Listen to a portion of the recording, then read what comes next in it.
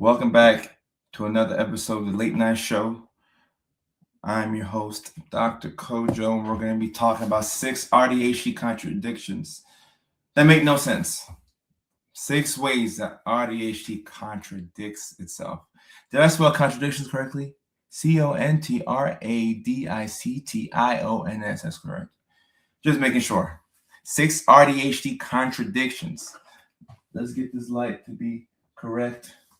We cannot start the show without making sure that there is no sensory nightmare. So let me go fix that real quick. Go ahead and use the comment section to let me know where you're checking in from and your name if it doesn't already show. I think that's better. Yeah, that's better. If it acts up, we will just put it off. We will just put it off because we don't have to do all this. We don't have to do all this. We don't have to do it. Leilani, what's going on? Leilani is checking in from New York City. Our moderator, thank you for coming through. Rainy Green says that they're supposed to be going to sleep. I'm assuming that you're one of my UK boys and girls. If so, thank you for your attention. It's like 2 a.m. over there, which is prime neurodivergent hours. So thank you for your attention. Sharo checking in from Manila in the Philippines. JC, Florida. Olivia, Mexico. Ontario, Canada. Stirred up candles is in Ontario. They're in Canada. They are in Canada. Maryland in the house. Jaquise from Maryland. Desi is checking from Ghana, my home country. Okay. Thumper, Bunny. Is that how you pronounce your name? So people are checking in from all over.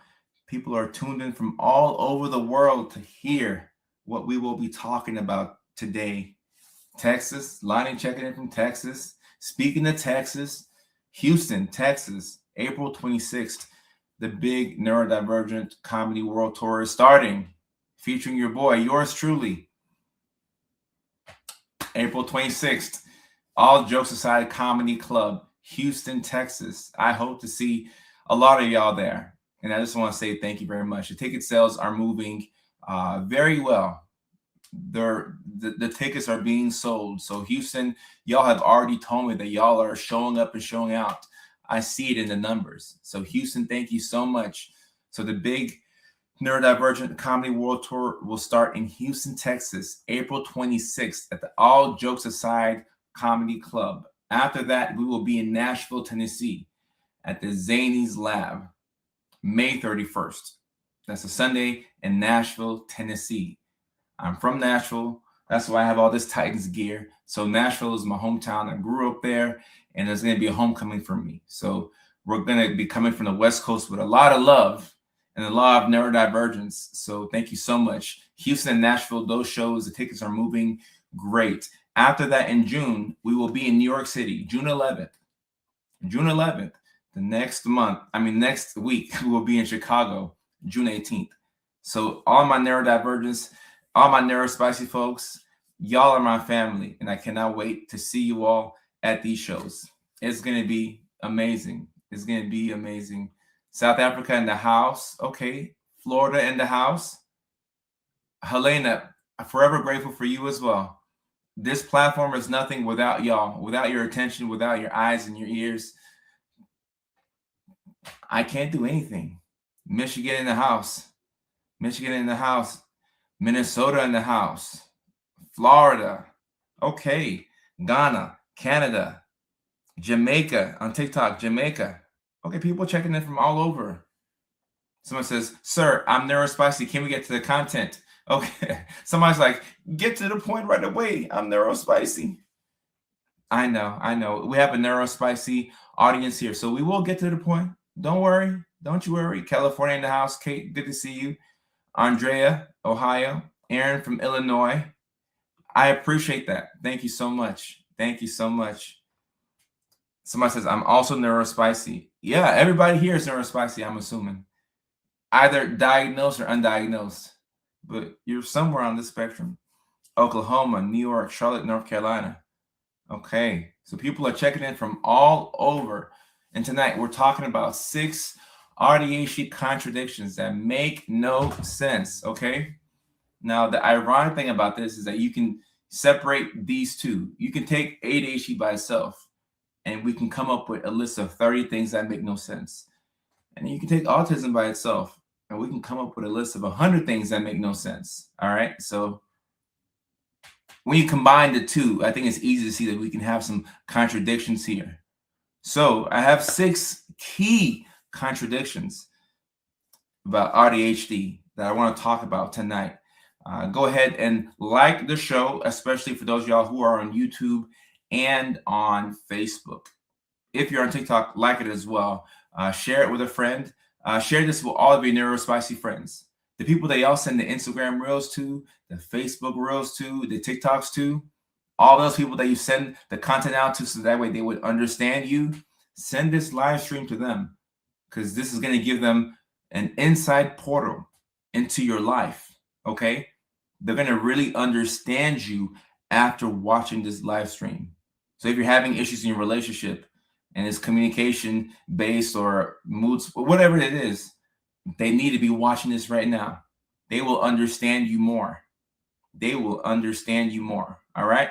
And do your best to not spam the chat, please. So that way we can get as many comments in and I can see what people are talking about. So we can get that full engagement as I prepare my list here. All right. When we're talking about autism and ADHD, I think it's important to acknowledge that you can diagnose autism first in kids as young as 18 months. However, people don't get diagnoses in time. People normally wait until they're adults if it wasn't caught in those early formative years. And ADHD, we can diagnose it as young as 5, 6. But there are a lot of people who didn't get that diagnosis for whatever reason. I didn't get any diagnosis until I was 26. Growing up in Nashville, in the projects, there was no psychiatrist. There was no mental health professional. We had a hood doctor, which was just my cousin. Nobody was really going to take care of their mental health. So we were just raw dogging it. I was raw dogging it. I believe that my parents have been raw dogging it. They're still raw dogging it. All right. And now I'm sure that we have a couple of raw doggers here in the chat.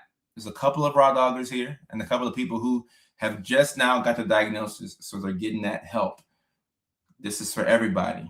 This is for everybody. Melissa, I appreciate that.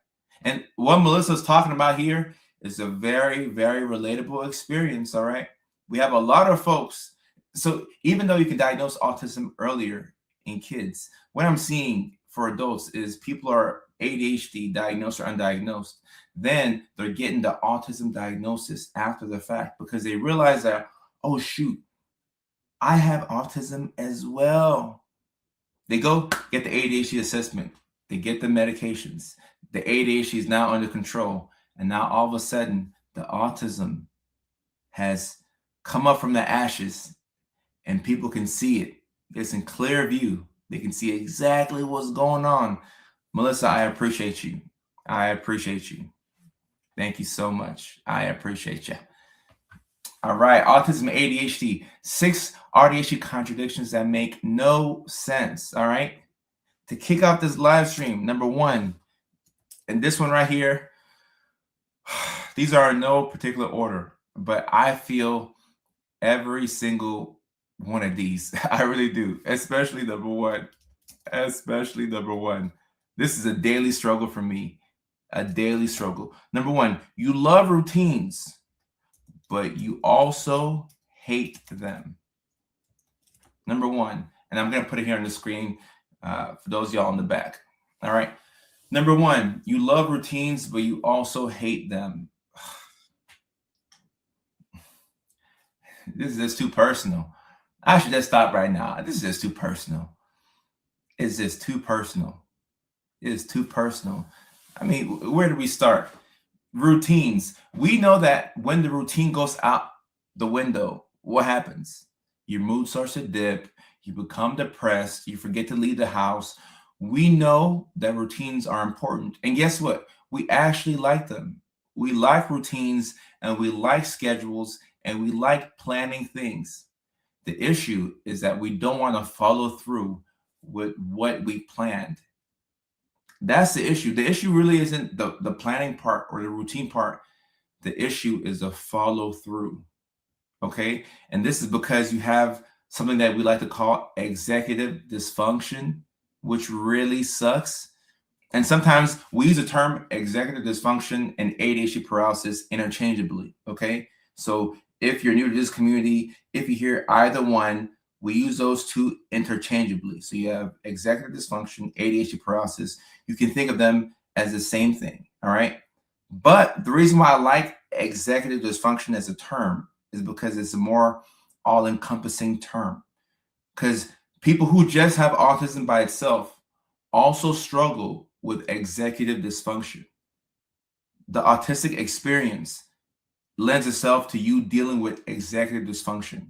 You have to mask. You have to have a mask for school, a mask for work, a mask for dating, a mask for friendships. You're 7 different people in one, not quite multiple personalities, but you're 7 different people in one.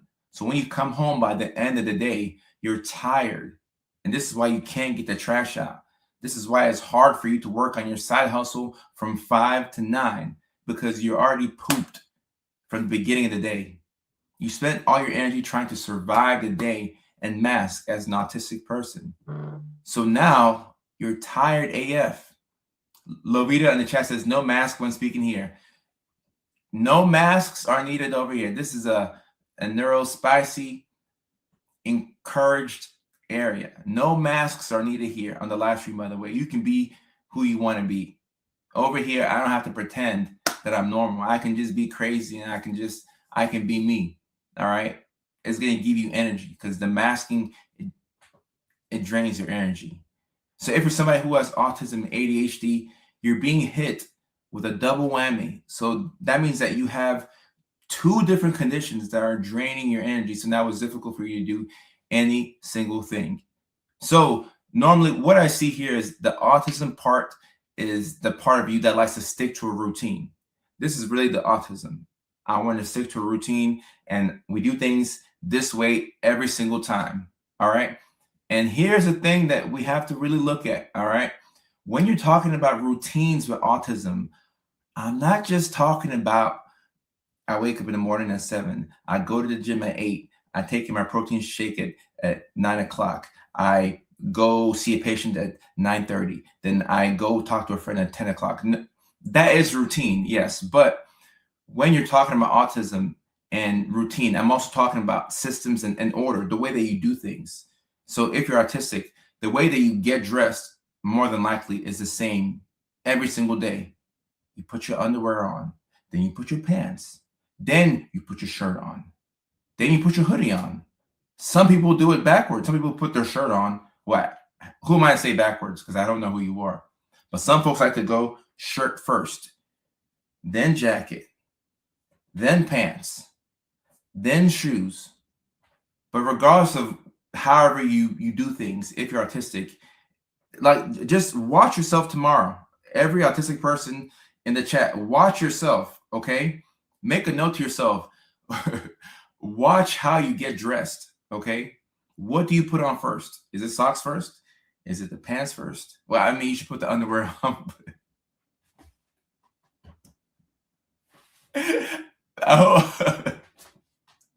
I hope you put the underwear on before the pants instead of pants and the underwear. Okay.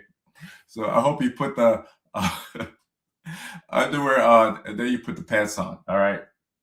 But you'll realize that you have an order in which you get dressed.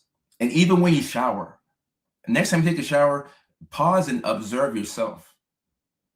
Do you wash your hair first? Do you scrub your balls first? Do you get your armpit first? Get your back first?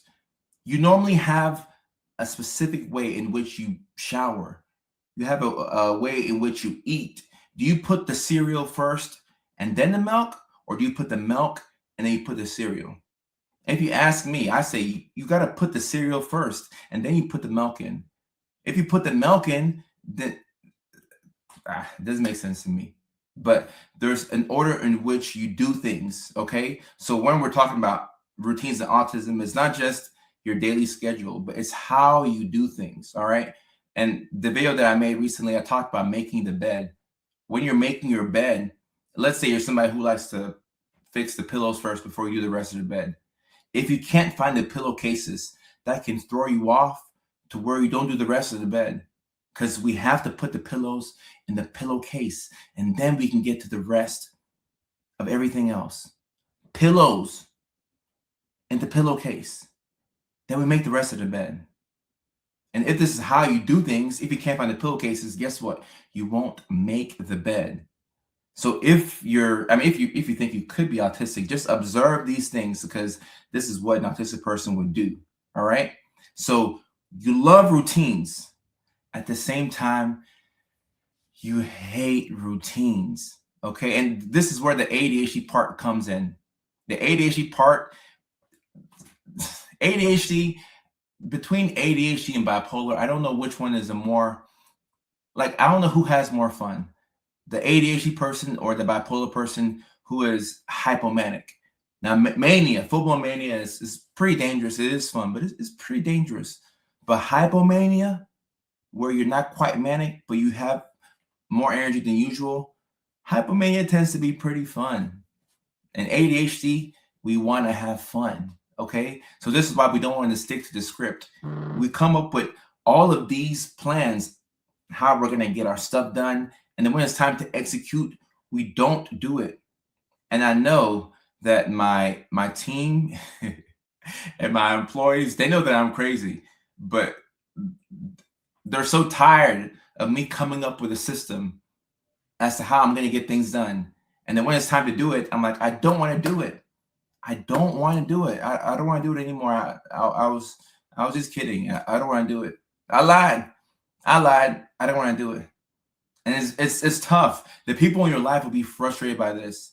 If you're dating somebody and you do this type of thing, they're gonna think that you're crazy. And maybe so. There's good crazy and bad crazy. We're good crazy, right? We're good crazy. But until they understand you, y'all gonna be going in circles. It won't make sense. All right, it just won't make sense.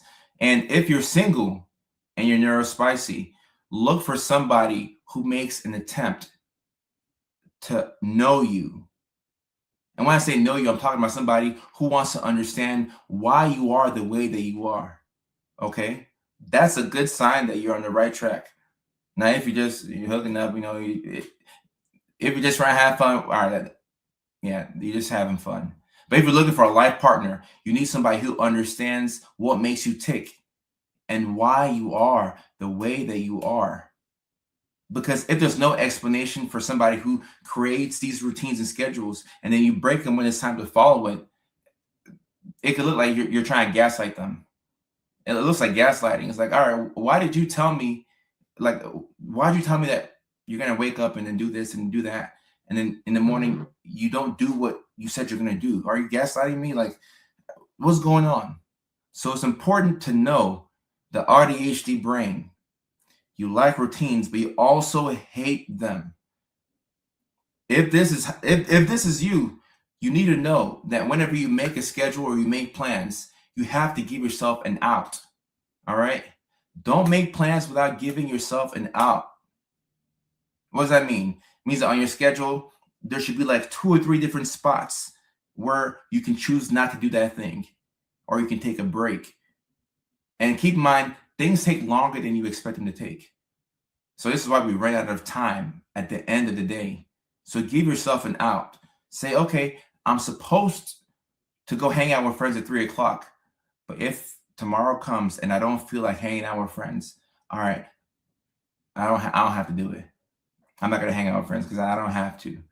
But if you force yourself to do it, it's going to make it worse. All right. And the reason why you don't want to do these things is because there's a perceived demand. It's the obligation. And it's so crazy because if there's no perceived demand on that task, you'll probably do it. But when you tell yourself that you have to do it, now you don't want to do it. Okay. And a lot of little kids get in trouble because, kids are like, I don't want to do it. And as a parent, you're like, I'm not going to argue with this kid. You're 7 years old. You don't pay any bills in here. But the kid would do it if you spun it in a different way, if you gave the child some options. Okay. And a lot of neurodivergent sadness comes from lack of perceived options. All right. You're not sad. You just feel like you have no options. Okay. And you do have options. Like Charles is talking about the taxes in the chat. You don't have to file your taxes. Okay. You don't have to file your taxes. But guess what? If you don't, bad things happen. They put a lien on you. The IRS will get their money one way or another. They're going to garnish your wages. They're going to come after you. But you don't have to. You ought to file your taxes. But you don't have to. You know what I'm saying? So look at things from that perspective. Like, you ought to do this. You ought to do that. You don't have to, but it's a pretty good idea to file your taxes, all right? We want to stay on the right side of the law. You want to stay on the right side of the law. Number 2, this one right here. This one hit me in my throat too. Number 2, you want everything organized, but everything around you is messy. Okay. Now, I don't know how this makes any sense. There's no real explanation for this. It doesn't make sense. But you want things to be organized, but everything around you is messy. So more than likely, the routine, the order part is coming from the autism. Now, the ADHD part is a big reason why you struggle to keep things clean. Now, keep in mind, you can be autistic and also struggle to keep things clean, especially if you're masking a lot and you're burnt out. And because when you're tired, you can't clean. And I don't care if you have a cleaner or not, you still have to put things away. If you don't put anything away, by the end of the day, your place is dirty. It's chaotic. It's messy. And now you can't find key things that you have to find. The keys are hidden underneath a pile of clothes. And then you forget to take the clothes from the washer to the dryer. And when you do that, the clothes, they sit there for a while and then they start to stink. Now you have to rewash the clothes again. And not because you have to rewash this load, the load that was next, we're behind on that. It's like one thing makes everything else worse. All right. So the reason why you're frustrated is because you want things to be organized. You really do.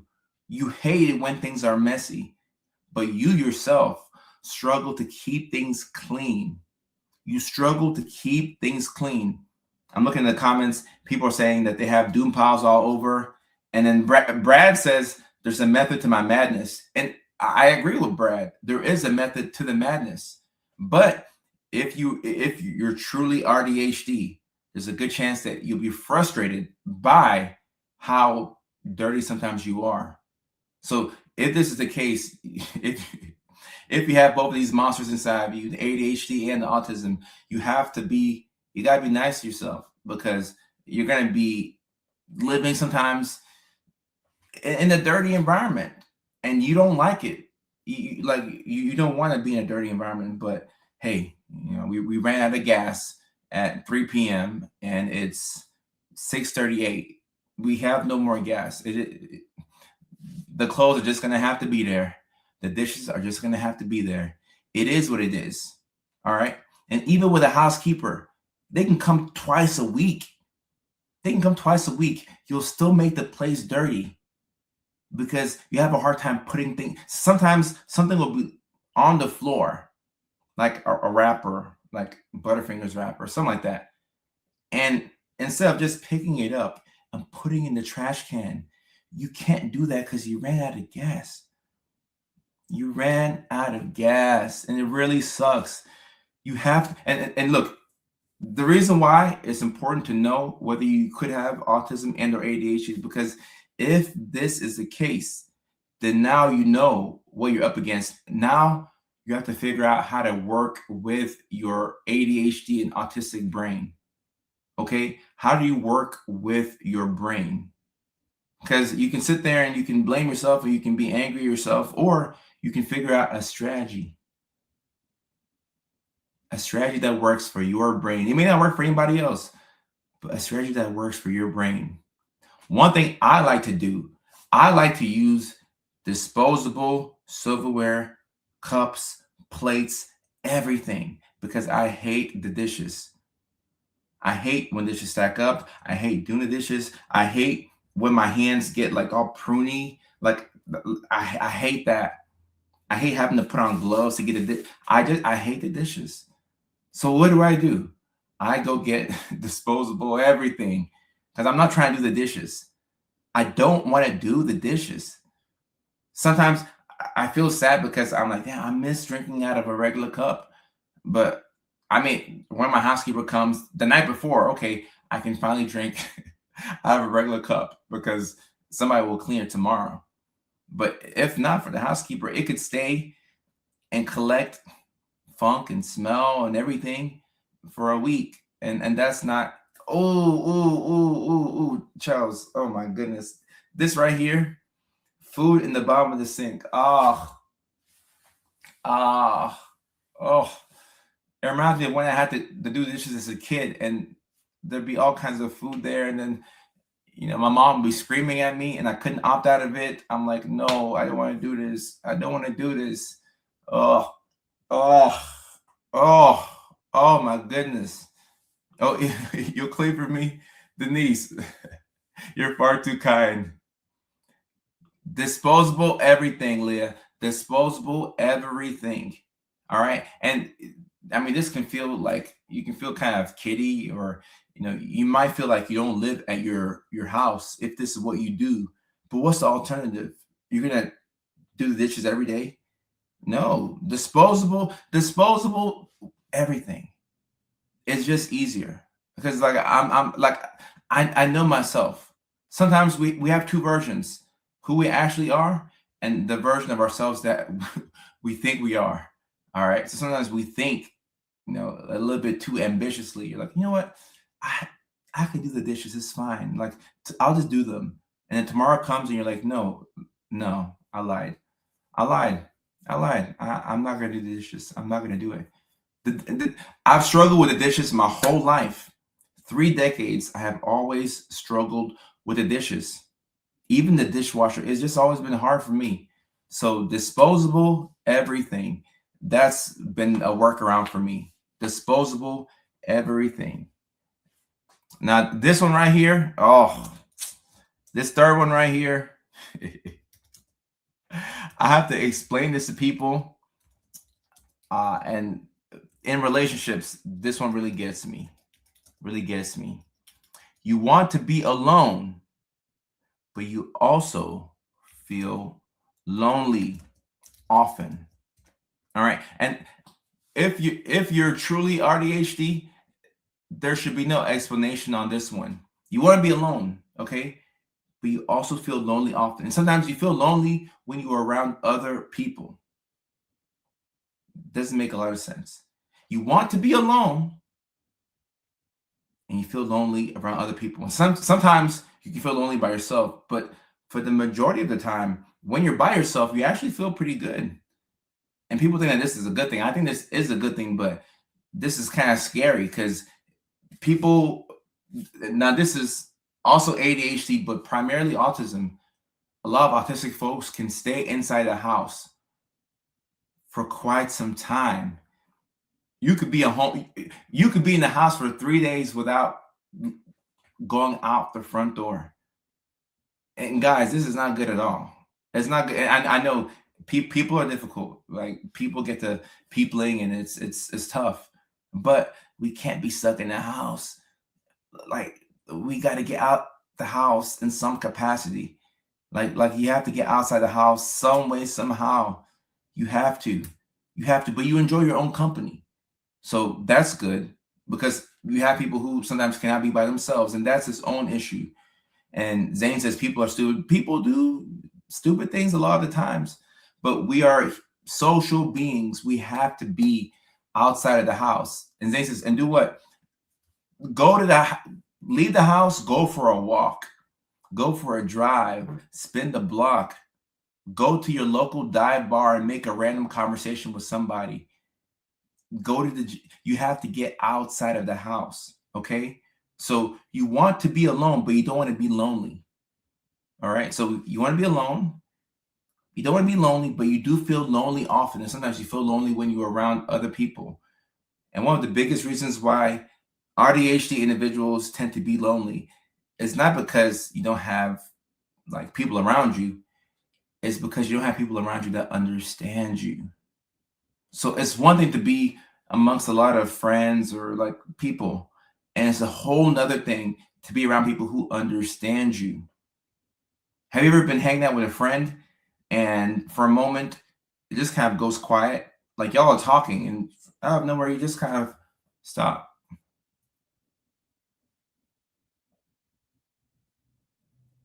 You look around, they look around. You zone out for like a minute or two, long, uncomfortable pauses. And then you're like, oh, what were you saying again? Oh, yeah, I was talking. You really can't do that in neurotypical spaces. People are afraid of silence. If you have to fight for the right to be silent, you just rather stay in the house. Like, I don't have to explain to you why I don't feel like talking, because now if I explain to you why I don't feel like talking, I'm even more irritated. When people understand you, you don't have to act. You can just be you.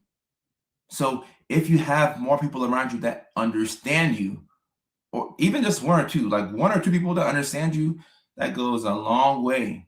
That goes a long way, and it helps to recharge you.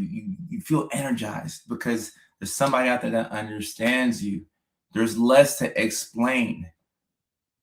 And if I say all the time, if you have one good friend, you're doing good. One good friend, you're doing amazing.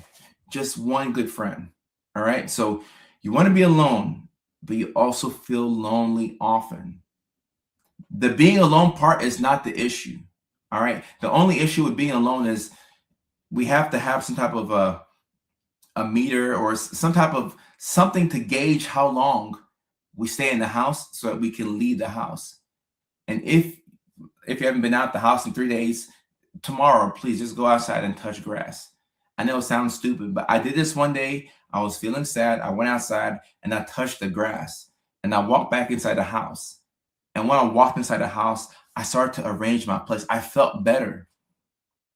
Go outside and touch grass. I've never met somebody who touched grass and felt worse. What, the grass is going to electrocute you? Or no, like go out and touch grass. Like it'll make you feel better. So nothing wrong with being alone. Just don't be alone for too long. But the real issue here is the loneliness. It's the fact that there's nobody that really gets you. And that's very frustrating. And one of the better things about the internet is that you can find people that get you. Obviously, internet safety is a thing. You have to make sure that people aren't creeps, like, yeah, so on, so on and so forth. But it's the feeling of being misunderstood that drives you up the wall. And I mean, I got to a point in my journey where I let go of my need for understanding. And it was one of the most liberating. Heather said, I go outside and smoke grass. Heather, whatever floats your boat. That's funny. That's funny right there. But letting go of my need for understanding was one of the most liberating things that I did for myself. I remember I was talking to a girl, and we were at Frog Hollow Restaurant in Augusta, Georgia. And we're talking, and along the way, I was like, I'll let go of my need for understanding. And she was like, wow, that's powerful. And I'm like, yeah, like I'm not gonna explain to you, like I don't need to be understood anymore. Now, do I? Yes. But in general, if people don't understand me, like it is what it is. Like argue with a wall. Like you don't have to understand me. I understand myself. And I have a couple of close friends that understand me. And the feeling, and I really feel like that's what love is. Like think about love. Everybody's like, oh, I love you, I love you, I love you. No, like don't love me. like make an attempt to understand me. You don't have to understand, but making an attempt to at least to understand somebody. If you make the attempt, that's love right there. Because you can try and you could fail. You could try and you could try your best and still not understand the person. But if you at least tried, you feel me? If you at least tried, then that's love. You tried to understand a human being. And maybe you failed and maybe you succeeded, but at least you tried. All right. At least you tried. So loneliness, I mean, it is an epidemic. A lot of us are lonely right now, and we are in the information age, the AI age, but we are more lonely than we have ever been. And that comes from a lack of understanding. There's not people out there that understand you. And even amongst the neurodivergent spaces, not every autistic person will understand autistic people. Same thing with ADHD.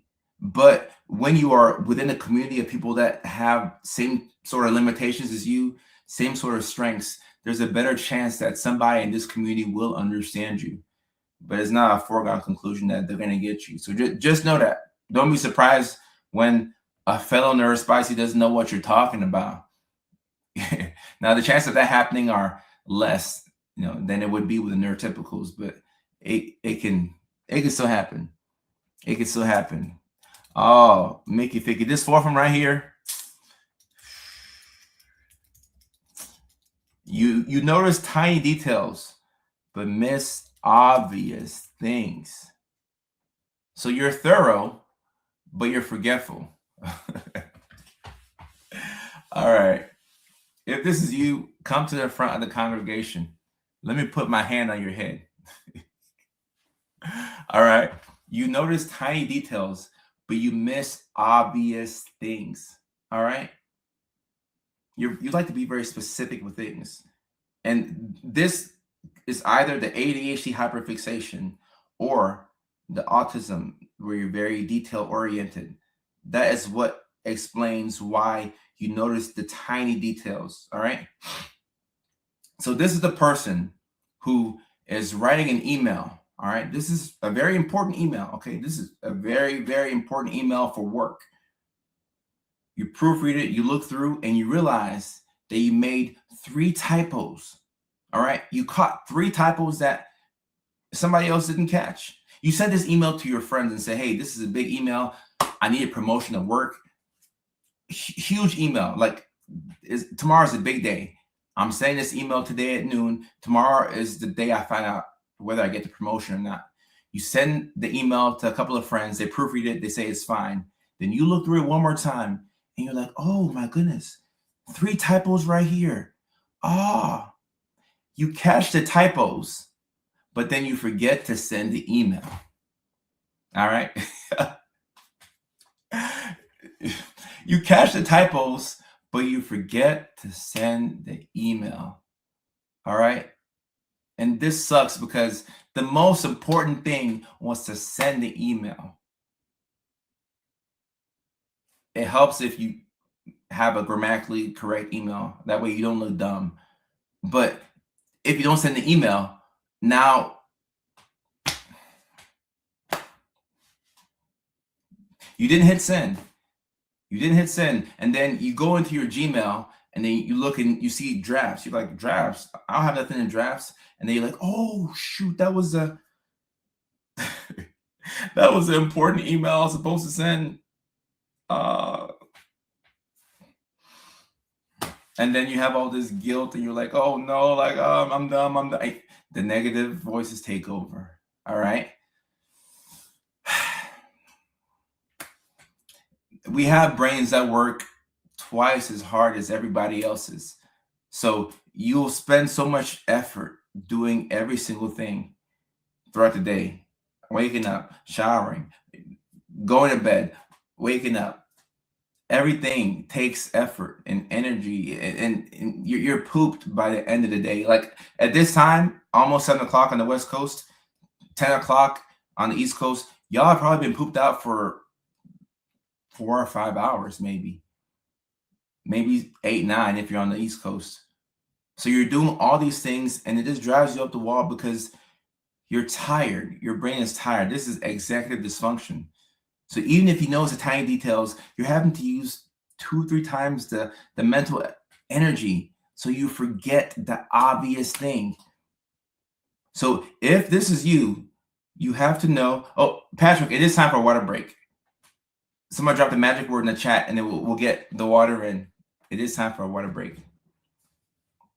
If this is you, it's important for you to identify the priority, and don't be ashamed if the priority is a dumb thing like sending email. Don't be ashamed about that. All right? Do not be ashamed about that. Big cheers, y'all.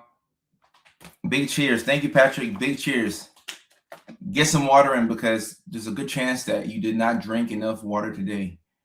If you have autism and ADHD, I'm quite confident you did not drink enough water today.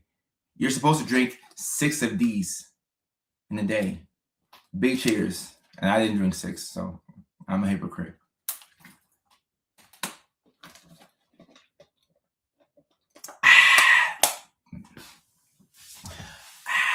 Big cheers, big cheers. And after I go through these 6 contradictions, and we'll do Q&A. But if you have the type of brain that you notice tiny details, but you miss obvious things, it's very important. It's very important to identify the priority. The priority is the one thing that you cannot miss. And in that earlier example, it was sending the damn email. All right. This weekend, I'm going to Vancouver, Canada. I'm going to do 2 shows at the Underground Comedy Club in Vancouver. So if you're in Vancouver, Canada, British Columbia, come on out. I'll hang out after the show for a while. So come out and let's talk and hang out. I would love to meet you. I'm going to do 2 warm-up shows in Canada to prepare me for this tour in Houston. I'm leaving the United States and I'm going to Canada. What is the priority for me? What's the most important thing for me to pack if I'm going to Canada? There's one big priority that should be head and shoulders above everything else. And somebody on TikTok said it exactly. It's the passport. It's the passport. It's the passport.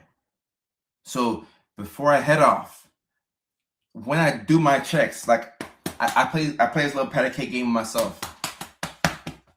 Wallet, keys, phone, everything. Somebody said maple syrup. Now, Owen, maple syrup it's important to have your maple syrup, but I'd rather have the passport and no maple syrup than the opposite way around. Even the passport is actually more important than the coat. I mean, like, I don't want pneumonia, like, you get the point. But the passport is like just a little bit more important than the coat, right? Because it's March, it's still probably cold in Canada. All right. So when I do my checks, I'm looking for everything. I gotta check 3, 4, 5 times to make sure that I have my passport. And I'm not sure if y'all notice, but whenever you get a new passport, you have to give up your old passport. And then they'll send you your old passport when you get your new passport, but then sometimes they'll punch holes in it. So I have to make sure that I have the right passport, not the old one with the holes punched in it, but the right passport. Figure out what your priority is. Now, you're right. Now, having chargers, this is all important. And I travel a lot, and the airport is the #1 place where I buy chargers. Do you know how expensive the chargers are at the airport? They charge like 5 times the price, because they know that there's people out there who have neurospicy brains like mine who will forget their chargers, and they'll have to get one at the airport. So chargers are important, but I'd rather have my passport and no charger than charger and no passport. So you have to identify every single day. If you're watching this live stream and you think you're AuDHD, or even just autistic or ADHD, every single day you have to figure out, what's the most important thing for me to do today? What thing, if I don't do it today, is going to set me back? Normally it's 1 or 2 things. What 1 or 2 things must I do today and you do that thing first.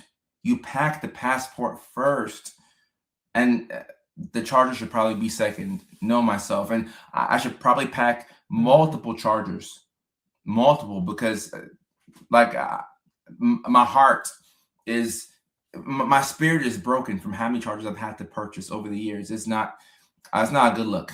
Not a good look at all. Not a good look at all. Now, the fifth thing, this also very frustrating right here.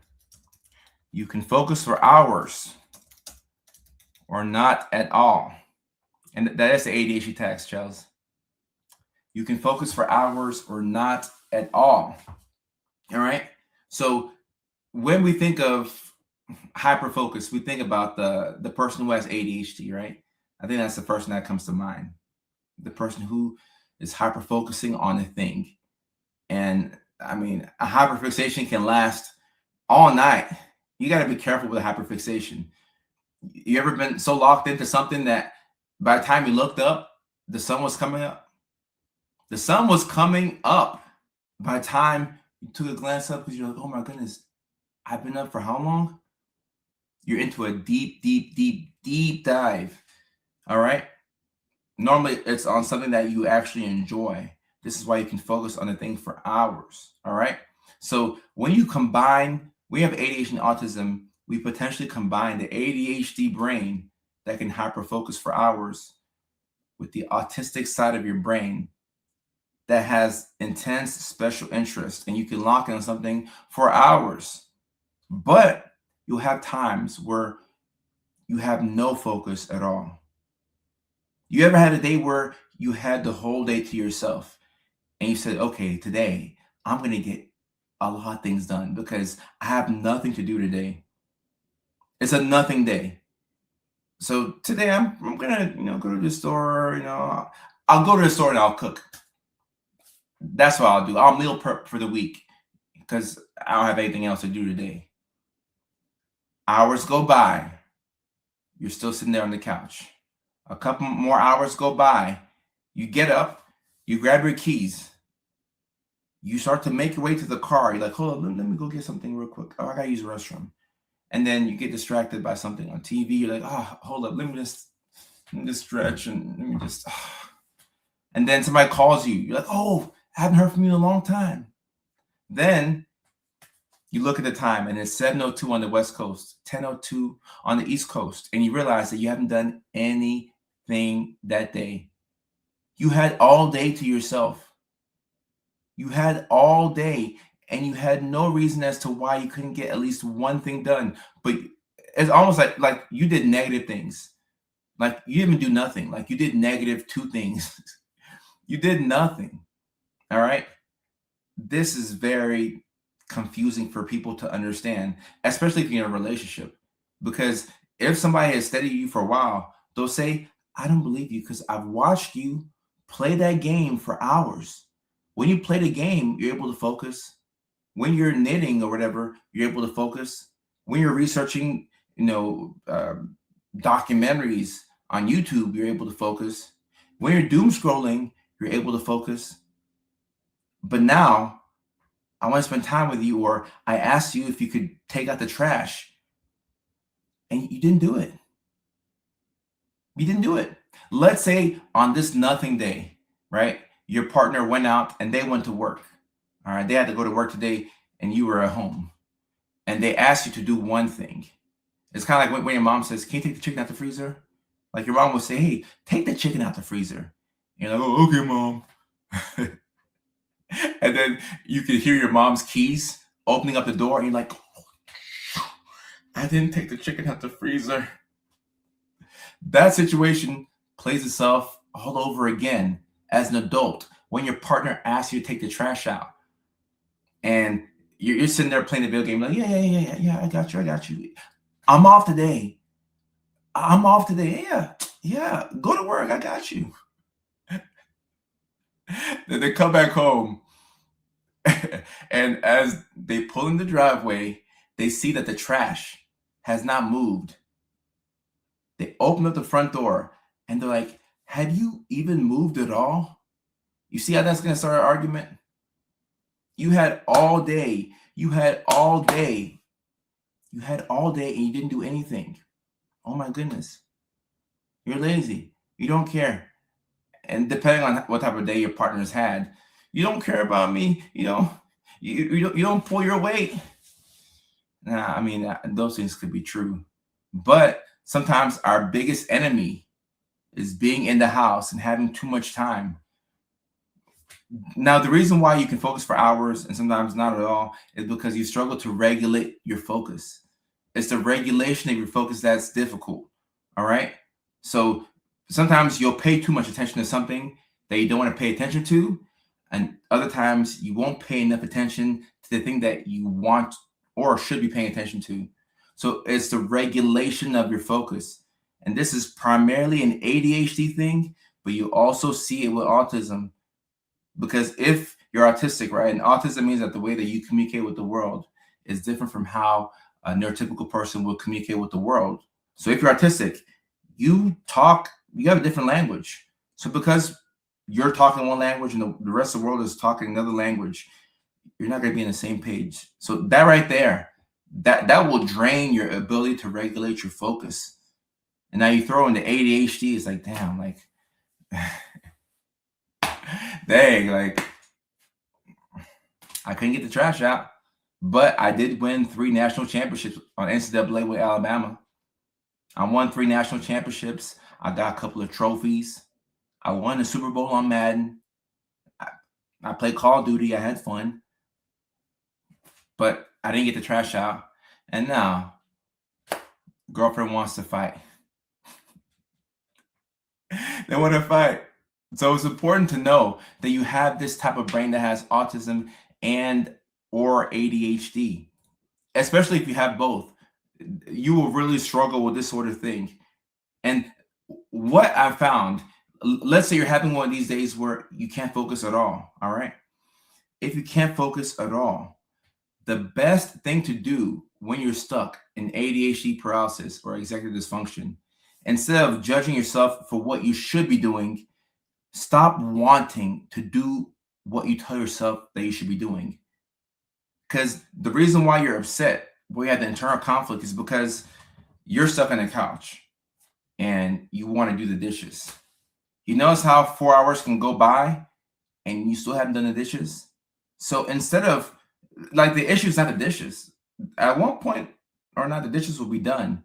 But the issue is you having the desire to want to do the dishes, but not having the follow through to get them done. So if you no longer want to do the dishes, at least for that moment, I'm not saying let them pile up and let it get dirty, but for that moment, if you no longer have the want, the desire to do the dishes, that will give you your mental peace of mind back. This is one of the best tips for executive dysfunction I can give you.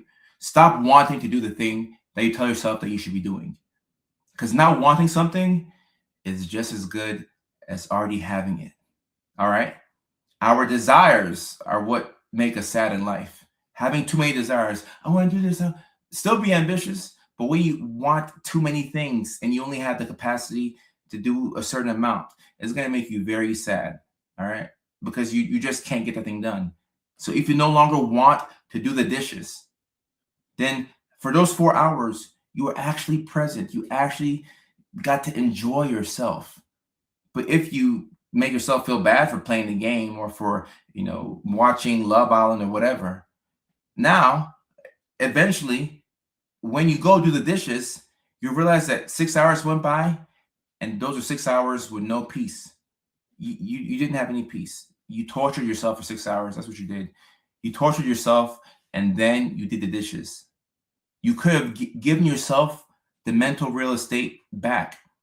So that way you can enjoy life. And if you enjoyed those 6 hours, guess what? Then you would do the dishes, but you would have the energy to then go do the laundry because you enjoyed yourself. You had fun. Keep in mind, you have autism and ADHD. So you have ADHD, you have to have fun. You got to have fun. So you cannot blame yourself for not doing the thing that you want to do. I mean, you can, but you shouldn't. You can, but you shouldn't. You can, but you shouldn't. Number 6, This one right here, I went back and forth with my dad on this growing up, and he never understood it. You need background noise to focus, but only want your noise. You need background noise to focus, but you only want your noise. When is somebody else's noise or a noise or a sound that's not approved? If the people in here have not approved that noise, then you are extremely frustrated. And it's going to make you want to pull your hair out. The little hair I have, it'll make you want to pull your hair out.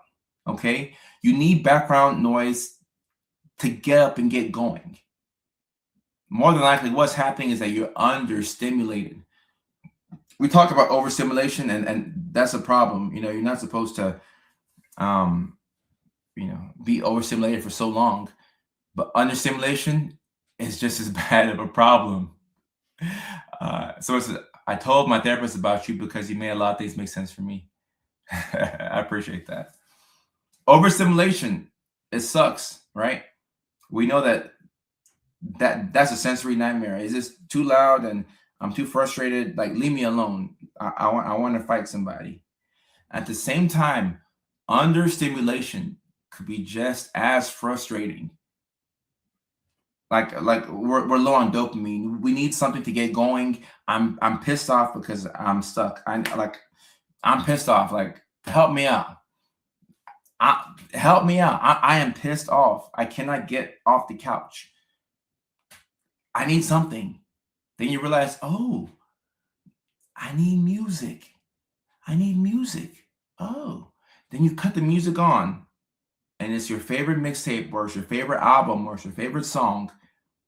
And don't let it be a song that you've been repeating all week. A song that's giving you a lot of dopamine. If you play that song on repeat, all of a sudden now you have energy to get the housework done. Now you have energy to send a couple of emails, because guess what? You are in a good mood. You're in a great mood now. So now you're actually sending emails. You can be talking to somebody on the phone and you have the background noise on. And not because you've heard your favorite song, you're in a good mood. So now you turn the music off and you go turn the TV on. And you put it on like Sports Center or the Weather Channel, or the History Channel. And then you have some background noise playing. So that way you have some type of sensory input. And now you're on the phone. So you're not really talking to somebody and listening to what they're saying on TV, but you just need it to be on in the background so that you can get the powers to do everything else. Now, when somebody or something introduces a sound that you did not approve, now you become very, very, very upset. You become very upset. Let's say you're hanging out in the living room and a friend's over. You've been listening to music all morning. You've been dancing. You've been stimming. You've been doing your thing. Now your song, and now your friend wants to play their song. And they're playing it at a low volume. And you're like, nah, you need to go somewhere or put headphones on. And they're like, no, but you just got them playing your music. I'm playing more music to help you focus. And you're like, yeah, but no, I have to be in control of the music that's playing. I have to co-sign on the background noise that's playing. I can't do it.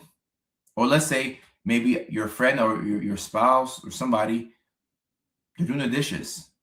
The sound of the running water could piss you off. Or the laundry. Just any sound that you did not approve of, because like you created this environment for yourself. So because it's specifically curated for just you, any outside noise, you're going to become a hound for any outside noise. And once you detect it, you're like, all right, this is too much. No, it's too much. I can't do it. It's too loud. And the funny thing is, you could be blasting music and that's not too loud for you. But somebody quietly playing something that you didn't approve is just way too loud. And it's not really the volume that's the issue. The issue is that you didn't co-sign that sound. On top of that, you're not in charge of that sound. Your friend, they hooked up their phone to the Bluetooth and they're the ones playing it out. No, no, no. I have to find your phone. Give me your phone so I can cut it off because I didn't give you the permission to do all this. You're doing too much. I didn't give you permission to do this. So this is gonna really drive you up the wall when there are other noises in the area that have not been approved by you. Okay. And it's important to understand that it's not a volume thing, but it has to do with understimulation and autonomy. Autonomy, like I've talked about this in videos before, but autonomy is a non-negotiable if you're autistic. For ADHD as well, because if you have ADHD by itself, you will struggle with demand avoidance. So autonomy is so important. You have to know that you are in control of a certain thing. And what makes it worse is that a lot of us are like addicted to control or our perceived control, when in actuality, we don't really control a lot. There's actually very little that we control. Just the things that we can control. Sometimes we don't control the controllables, but there's very little that you can control and manipulate. Got you later on, and we'll go to 1 minute 30. I mean, 1 hour. So 1 minute, 1 hour 30. You have to know that autonomy is something that if you don't get that, a lot of relationships crumble because you needed autonomy, but you didn't get it. Whatever your partner was asking you to do, maybe you wanted to do it as well, but because they told you to do it, now you don't want to do it. That could be the dishes. It could be sex. It could be booking a vacation. You just have to be somewhat in control. And it's not really you being in control. You have to feel like you're in control. Like that's the weirdest thing about all this. We have to feel like doing something before we do it. And it's so dumb, and I hate it, but you have to figure out how can you make yourself feel like doing the task that you have to do. Because if you don't feel like it, I promise you, you won't do it. You won't do it. You just won't do it. You won't do it. How can you make yourself feel like doing that thing? Charles, I get it. You have to feel like you're in a safe place. One complaint that I've had before, me suck. Michaela, it sucks. One thing that I've had as a complaint in past relationships is flowers. Flowers, okay? I know women love flowers, and I don't get it. I mean, flowers are cool, but I don't have to understand the fact that women like flowers to get them. You say you want flowers, gotcha. Got it, cool.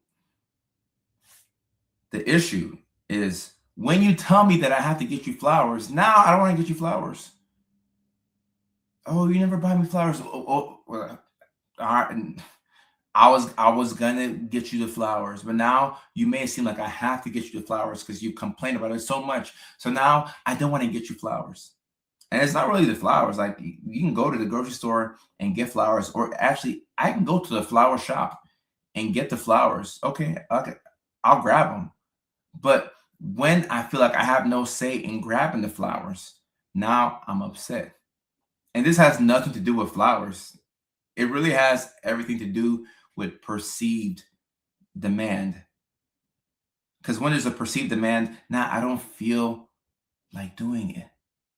And even as a grown man, if I don't feel like doing it, like you'll shame yourself into feeling like, oh, well, a grown man shouldn't have to feel like doing something before he does it. Because as a grown man, we get up and we go to work and we pay bills, and even when we don't feel like doing it. But guess what? We do make ourselves feel like doing it, because when you see your bills, all of a sudden, now I feel like going to work because I got to pay that bill. So now I do feel like it.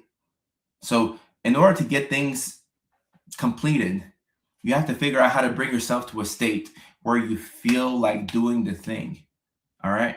And that's where the medications can be very helpful. If we're talking about stimulants, you know, your Adderall, your Vyvanses, or I mean, even non-stims like Wellbutrin, whatever it is, your anti-flower monster. Wendy, exactly. And past girlfriends make me seem like I'm the worst person in the world. I'm like, no, I didn't get you flowers. I mean, I rubbed your back. I didn't feel like getting flowers. Like, I didn't feel like getting flowers. Like, you know, I rub your feet. I smell your feet. I just want to give you flowers because you told me that I have to give you flowers. But talking about the stimulants, the good thing about the stimulants is that they increase chemicals in your brain like dopamine and norepinephrine, and all of a sudden you have artificially giving yourself a lot of feel like. Now I feel like doing my homework because I can lock in. I feel like cleaning the house because I took my medication and now I feel like it. That's all the medications do. They help to increase your feel like meter. Oh, now I feel like it. Now I feel like it. And the drugs for depression and anxiety, they can help with that. But if you're modulating serotonin, that's more so helping you feel more like content. Whereas stimulants, I mean, stimulants go straight to the heart of dopamine. They give you more feel like. It gives you more feel like, now I feel like doing this thing. I feel like doing this thing. And whether it helps you feel calm or the voices stop and you can regulate your focus and you feel relaxed, it gives you more ammo to feel like doing the thing that you were avoiding. There are a lot of things right now that we are avoiding that if we did, our lives would just be easier. Okay. But in order to get those things done, we got to feel like doing it. We have to feel like doing it. So when a child is going back and forth with a parent and they say, I don't feel like it, believe them. Now, okay, like the way I grew up, kids don't call the shots. And when I have kids, like it's going to be the same deal. Kids will not call the shots. But I do believe that kids need to be heard. Like whatever you say as a kid may not, like I'll probably still do my thing. But like, yeah, I do want your input on it. I do want your input on it. But when kids say, I don't feel like it, especially if they are your kids and you're neurospicy, especially if you are neurospicy and your partner is neurospicy and your child is starting to exhibit some of these signs, okay, then most definitely your child has to feel like doing that thing because they have your genes. So this is just you and a little human who doesn't want to do this thing. So if you figure out a way to make them feel like they have autonomy over it, there are different things that we can do as parents to make kids feel like they have an option when they have no option. Like the kid who doesn't want to brush your teeth, and you're like, hey, I got a red toothbrush and a blue toothbrush. Which one do you want? And now because the child's like, oh my goodness, I get to choose. Let me get the blue one. Now the child takes the blue toothbrush, they run to the bathroom, they put the toothpaste on, and they brush their teeth, and they're happy, all the while forgetting that they brush their teeth because they're locked in on the fact that, oh, you gave me an option. Oh, that's cool. So even for kids go to go through a lot of the same things that we go through as adults. And ADHD medication and anxiety. That's the second question on ADHD meds and anxiety, Emily.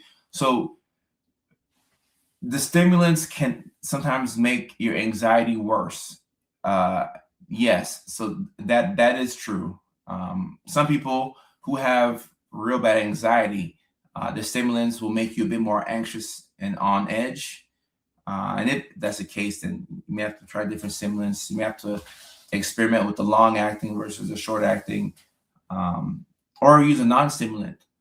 But there's two sides to that coin because there are some people who are anxious because they're just like baseline anxious. Like you're always waiting for the other shoe to drop. Like you're just always anxious.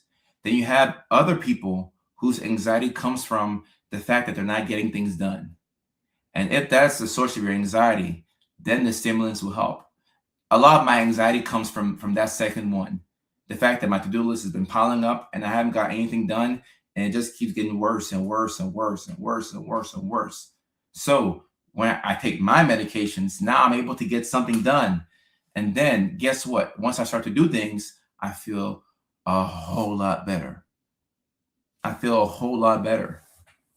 But anxiety is anxiety, in my opinion, is not a good enough reason to not give yourself the option of looking into ADHD meds or even non-stimulants. Because I mean, raw dogging ADHD, especially if you have autism as well.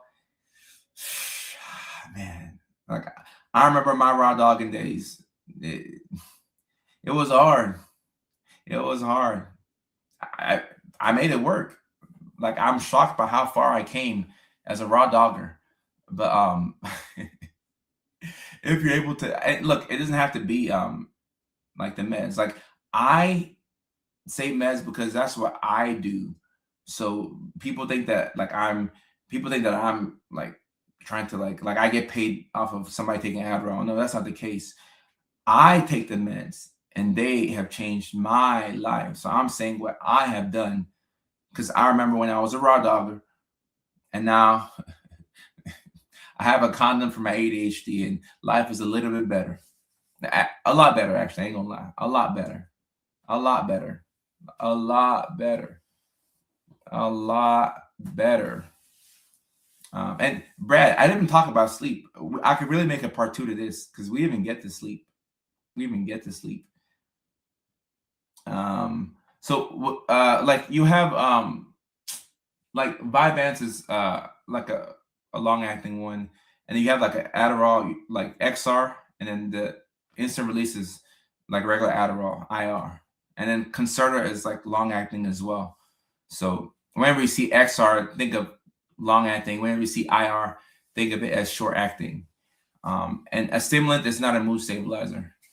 It can stabilize your mood, but it's not a mood stabilizer. A mood stabilizer, those are your antidepressants and antipsychotics, and then like your lithiums and Depakotes.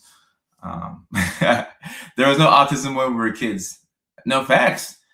When I was a kid, there was no autism. Like you just sat at the back of the bus and you took special ed classes, and you just tried not to let your crush see that you were in special ed classes.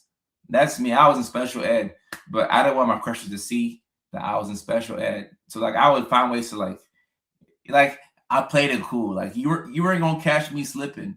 Like I was pretty good at research. Like I would play kickball, and like I was just one of the kids. Like you wouldn't have known I was in special ed because I'm not gonna let you see me leaving the special ed classroom because it was gonna mess with my game with the ladies. So they thought I was like regular ed. The whole time I was special. The whole time I was special. And Robbie, funny you say this. I feel like this is one of the words that you can't say on Twitch. There's a couple of buzzwords that they won't let you say. I think I won't even say it now because I don't know what you can and can't say. But yeah, like the special ed was gonna mess up my game with the ladies. Like I didn't need Amanda to know that I was in special ed. So I had to, like I felt like a undercover agent for real. Just like hiding my, my special edness. So like I was cosplaying as a regular ed kid. What did I say? I think I said Adderall, XR, then Concerta, and then Vyvanse. No one knew I was raw dogging. No one knew I was ADHD until I was adult. And years of raw dogging hit a wall. Right. So you normally hit a wall with raw dogging. So like that was me at 26. At some point you hit a wall. And that's how a lot of people find the content. Like you get to a point where you can raw dog no more. And then you go looking for answers. And whether you type certain things into TikTok or Facebook or Google, like our phones listen to us. And then they're like, this person is researching like ADHD stuff. Let's put Dr. Kojo's content on his phone. But yeah, you normally hit a wall where there's only so much that you can do. Zayn, yeah. Vyvanse, the C is an S with Vyvanse. C is an S with Vyvanse. It was BED class and 401 plan. They made me sit in the front and I hated it. Right. And this is the thing, like you shouldn't be like I don't have any kids, so like I haven't been to an elementary school in a long time. But you shouldn't separate. Like I get being in a special class, but if you're in the same classroom, you shouldn't do things to make other kids like you separate the kids who have like IEP plans and the 504. Like you want them to feel, like you want to sit with your head held high and not feel like, damn, I'm special. Like it's okay to be special, but you don't want to feel special, you know. So but look, if you're born in the '80s, man, yeah, like you said, it was no autism. You were just yeah, special. Yeah, othered cat. That's a good way to say it. And I'm assuming you're born in '84 based off of the name right here. '84, yeah. I don't know how common it is to have all three, but I've seen it a lot. Like I've seen this a lot. Like it's, I don't want to say it's fairly common, but it's not uncommon to have all three. You know, it's not uncommon to have all three. But sometimes, the same way it's tough to know between bipolar and ADHD, autism can look like bipolar as well. Which is why you have to have a good clinician who knows how to do their job. Because autism by itself can look like everything.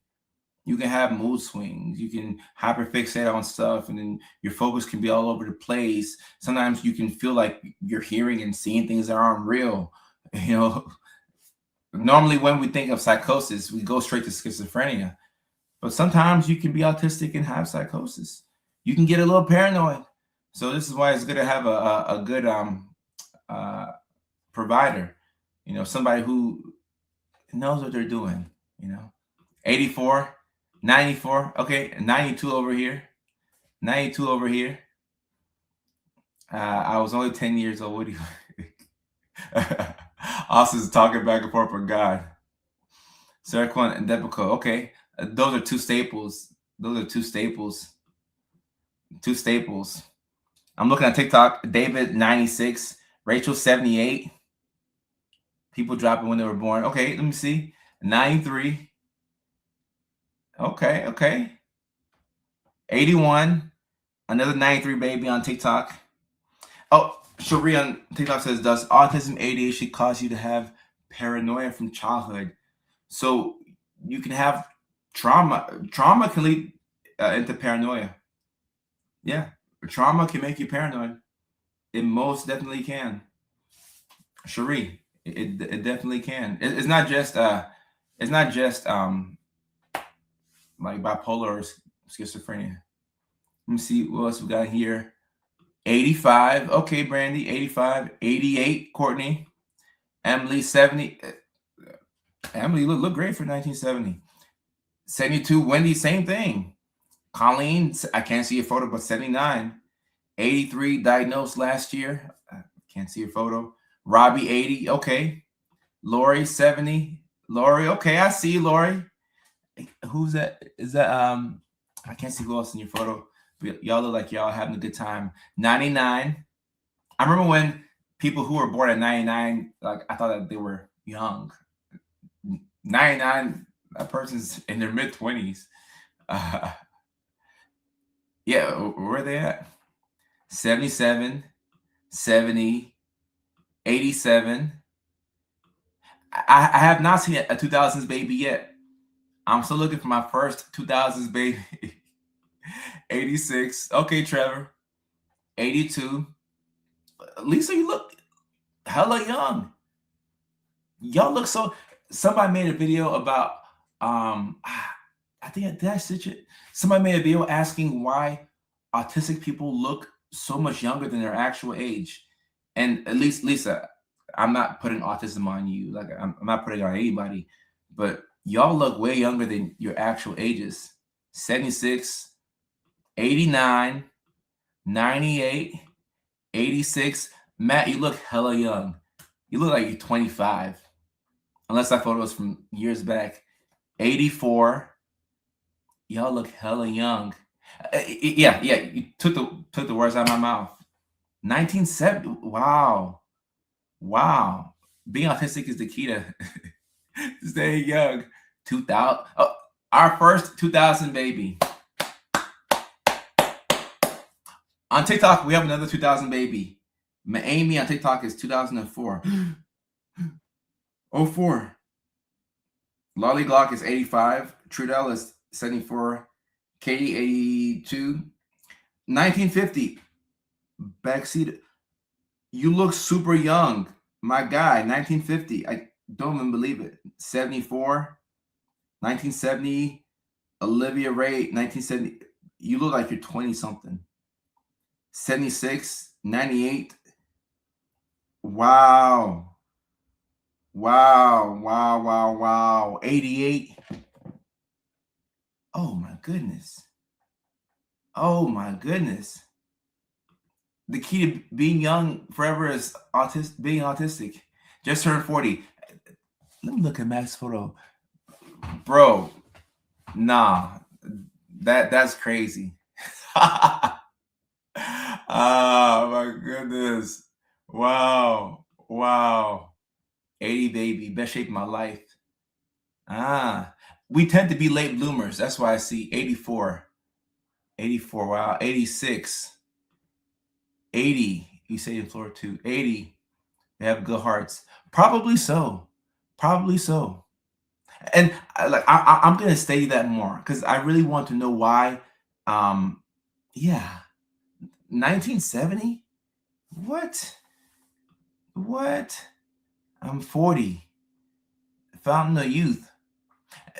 Somebody needs to study this. Why autistic people are just so much younger. My goodness, this is no, Selena on TikTok. I think that I am onto something. I really am onto something because I feel like we're late bloomers. We're late bloomers for sure. We're definitely late bloomers. Colin on TikTok, I appreciate you. And Colin, not everybody who works at the psych hospital doesn't care. Like I care, and I've always loved the psych hospital. I don't think I'll ever have a more enjoyable job than being at the psych hospital. So a lot of us care, Colin. A lot of us care. I look young, but my bones feel 60. Yeah, so how we feel and how we look, two different things. Because sometimes our back gets the back, and sometimes we feel like we're like way older, but we look young. I really do believe that neurodivergent people, like, we're late bloomers. Like everything happens later for us. We get the joke later. We tend to get into our careers later. I feel like sometimes we even tend to get married later. Like and there's science that explains it because our frontal lobe develops later than it does for people who are neurotypical, especially when you have ADHD. Especially so, a couple of years after your peers are developing their brains, you are developing your brains. So you have to give yourself a lot of credit because you're out here. Some people are out here raw dogging life. They're doing their best to keep their head above water, and their brains haven't even developed yet. And some people are feeling like they're behind because their brains just developed recently, a couple of years ago. So your timelines is just behind everybody else's, which is fine. We want to make sure that we don't compare ourselves to other people. Because why? It's not going to do us any good. So let's have connective tissue disorder. Sarah, yeah. Even ourselves are late bloomers. And Chelsea says, I need a new psychiatrist. That's funny. Ours weren't meant for hunting. So here's the thing: if you let the world rush you, or I mean, if you go off of, like Leilani is saying, comparison is a thief of joy. If you go off of neurotypical timelines, this is a great way to be sad. It's a great way to make yourself sad. And if you look at what really traps people in this world, the thing that really traps us is envy. We don't talk about envy enough. I see that Rainbow Guppy has a brand new car. Rainbow Guppy has a brand new car, and I have my Corolla. I love my Corolla until I look outside and I see Rainbow Guppy with a fast car, a Maserati or whatever. So now, because Rainbow Guppy has a Maserati, I hate my Corolla. Envy, looking too much at other people. Now, if Rainbow Guppy, I didn't see Rainbow's Maserati, or maybe I wasn't even focused on that. I saw it and I said, okay, it is what it is. I'll be happy with my Corolla. But all because I saw somebody in their fast car, now I no longer like what I have going on. So envy and comparing ourselves to other people, and also, you don't know how much help people have. You don't know how much help people have. Austin, envy is that person has that thing over there. I need it too. Oh, that person has a cool toy, blah, blah, blah. And it doesn't make much sense, but we do this a lot. We do this a lot. Oh, this person's, spouse has this. Now we have to go and get a bigger house. Keeping up with the Joneses. I mean, why are you going broke to, it doesn't make sense. Does not make sense. Emily, thank you for joining. In 1970, that's crazy. That's crazy. Thank you for joining. Yeah, Yvonne, keep in mind, y'all can catch these replays on Facebook and on YouTube. So TikTok, unfortunately, won't let us, there's no way to watch the playback on TikTok, but on YouTube and on Facebook, you can catch the full playback. I don't do that, but I understand people do it. Yeah, I find that we tend to be a bit more content with our lifestyles. Lavia, thank you for coming through. Thank you for coming through. A lot of people who are neurodivergent, we tend to be content with our lifestyles, and we really just want to be left alone. But envy traps a lot of folks. A lot of folks. What about intense anxiety? The person on TikTok who asked that question. Oh, yeah. Austin, ask your question. Yvonne, that's funny. You eventually reach a point in life where the mindset changes. You don't really care about that stuff. Yeah. I think that's most people around their mid to early 30s. Maybe for some of us even younger, but at a certain point, you no longer care about that stuff. You figure out what's more important in life, like having a good nervous system, a healthy nervous system, being regulated, getting 8 hours of sleep. If you can get 8 hours of sleep on most nights, yeah, that right there. If I'm jealous of anything, I'm jealous of people who get 8 hours of sleep. Circle was the only reason why I sleep, and it will help you do that. It most definitely will help you do that. And the drain the company. Robbie, I appreciate you. All right, and those y'all who have to get to bed, I mean, the live stream is just about over now, but when you got to get to bed, you got to get to bed. When we were in our 20s, we could stay up all night, and it wasn't a problem. Like, we could do whatever, but then you get to your 30s, and sometimes in your late 20s, you just reach a point where you cannot survive off of those 3, 4, 5 hours of sleep. You can't do it. Don't try and do it. It just won't work. It won't work. It will not work. Nah, that's for damn sure. You ain't young no more. We're not young anymore. I think I struggle with envy thing more because of lack of sleep. Potentially. I mean, not having enough sleep throws off everything.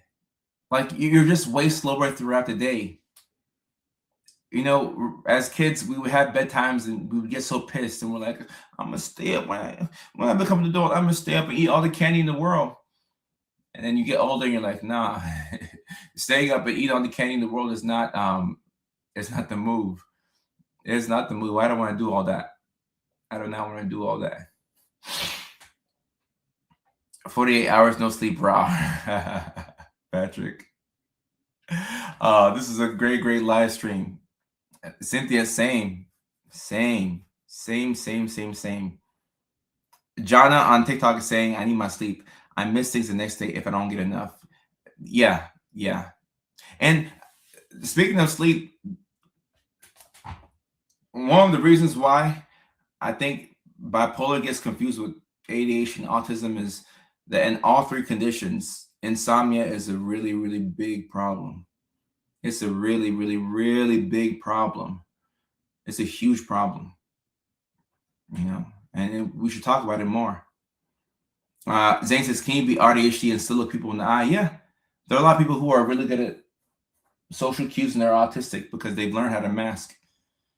Yeah, Leilani, gotcha. So this is Patrick, go to bed. Yeah, Pat, if you can get some sleep, that'd be good for you. If you can get some sleep, Pat, that'd be good for you. We need to sleep. We need to sleep. A Wolfpacker says, you're one of the reasons I realized I might be neurodivergent. Diagnosed in January at the age of 51. Wow. A Wolfpacker. I love seeing people get their diagnoses later in life. It makes me feel really good because now you're so much more dangerous. You know yourself. You can put yourself in a good position to win. Awesome. Yeah. Let me see. Yeah, I gotta head up. Gotta go get this late night gym session in. It's almost 8 on the West Coast. All right, guys, this is a great live stream. Yeah, Brad, it's bedtime, especially for the people on the East Coast. It's almost 11. But if you're neurospicy, 11 o'clock, the party is just getting started. This is a great live stream. The full playback will be available on YouTube and on Facebook.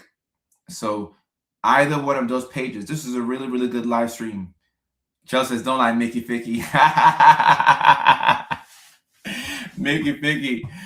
So full playback on YouTube and Facebook. Once again, let me just say a big thank you to everybody who's purchased tickets to the comedy shows. Houston, April 26th, Nashville, May 31st, New York City, June 11th, Chicago, June 18th. I'm forever grateful for your attention. And even for people who don't purchase tickets, if you come to the live stream, I appreciate you. We're having a blast here. So this has been awesome. And for the people who do come out to the shows, I can't wait to laugh with y'all. And this is going to be great. The tickets are moving faster than I anticipated. So it's going to be really cool to get those 4 shows to be a success. And then after those 4 shows, we will add more dates. And I continue I'm getting sleep. I'm taking care of myself. I'm doing the basics. So I'm doing what I have to do to make sure that I don't burn out and that I can have the energy that I need to make my content, to do the live stream, to do the comedy, to do what I'm doing. So hold up. Next week. I think next week might be a travel week. Potential. I'm not sure. Potentially. Yeah, Vancouver this weekend. Oh, by the way, if y'all are in Vancouver, Canada this weekend, I'll be at the Underground Comedy Club Saturday night and Sunday night. Super short notice, I know. And the comedy will be on all platforms. Charles, yeah, it's gonna be great. So Vancouver this weekend, and next weekend maybe a travel week too. But we're definitely gonna stream on Tuesday next weekend. I mean, next week, we're going to stream on Tuesday. And if I am traveling midweek next week, then we'll stream Monday and Tuesday. But as of right now, we're still on schedule for the stream Tuesday and then the stream Thursday. Tuesday and Thursday. And the person who asked about coming to Minneapolis, Minnesota, I had a booker reach out to me about doing a show in Minneapolis. So I'll ask my assistant whatever the email said. So potentially we could add Minnesota. And the time, we're streaming at 6 o'clock West Coast time Tuesday, 9 o'clock East Coast time Tuesday. And today I am proud of myself because I was actually on time for it was like 6:15. It was like 6:15. Like I was close. And Rainbow Guppy, I am coming to Nashville May 31st. And the Nashville show is selling out really fast. I'm very grateful for how well tickets are moving in Nashville. I'm really excited about that. So yeah, next week, Tuesday at 6 o'clock West Coast time, right? That's 9 p.m. in New York City. That's 8 p.m. in Nashville. That's 7 p.m. in Phoenix, Arizona. That is 6 p.m. in Seattle, Washington. That is 5 p.m. in Anchorage, Alaska. That's 4 p.m. in Honolulu, Hawaii. And that's also 2 a.m. in England for my UK boys and girls. We got an international audience, so I try and have as many times that I put out there. And yes, Adam, we're looking to add a show in Seattle. I'm trying my best to get that show in Seattle for my Washington boys and girls, and even Spokane at some point. But Seattle will be before Spokane. Zulu time. Okay. All right. Awesome. Great live stream, y'all. I will see y'all next week, Tuesday. And I can't wait. This is a great live stream. And I know Tuesdays is going to be just as amazing. So until then, y'all do your best to get some sleep. And I will do the same. Peace. Take care. I love y'all.